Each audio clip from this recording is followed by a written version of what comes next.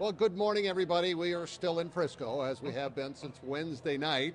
And of course, now it's Saturday morning. Yesterday was pretty busy. We had press conferences with both teams. You got some insight on the Montana Grizzlies, who are really trying to get back up there in the upper echelon on the FCS, where they have been, but it's been a while. Hard to believe it's been about 14, 15 years since they've been in a title game, because they had a 17-year run of making the playoffs consecutively. When STSU started making the playoffs, they were the standard. Right, yeah. And now STSU wants to be the standard. Arguably has become the standard, because they're going for back-to-back titles. They've won 28 straight games. They're 14-0 this year.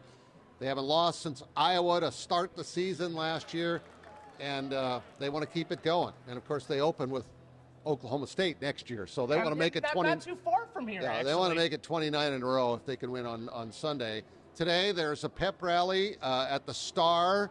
We'll be there and have live shots at 6 o'clock. You're going to be at the awards ceremony tonight, and that's when we find out whether Mark Gronowski wins the Walter Payton Award as the top player in the FCS.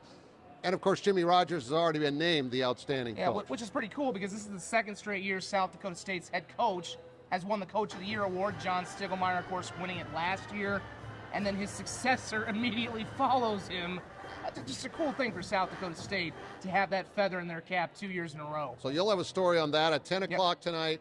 I'll actually have a story on the Yankee twins.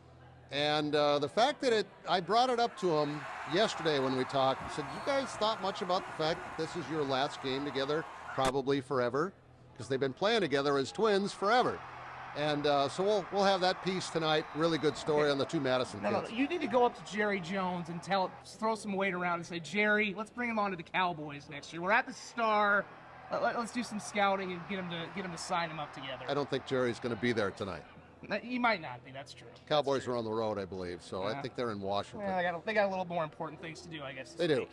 So we got a lot coming up later today. Yesterday was fun. Chance to visit with members of both teams and the stories that we ran last night. I hope you enjoyed those. The Jacks have those great expectations that come with being a team that's ranked number one all year and defending champions. So stick with us throughout the day, and then, of course, tomorrow at noon, we have our pregame show for an hour. Kickoff is at 1 o'clock, both of those on KSFY, the games being nationally televised on ABC, which is wonderful for the program. That's pretty cool. And it's going to continue for several years. They signed an extension. We are going to be the home of the FCS championship for basically another decade.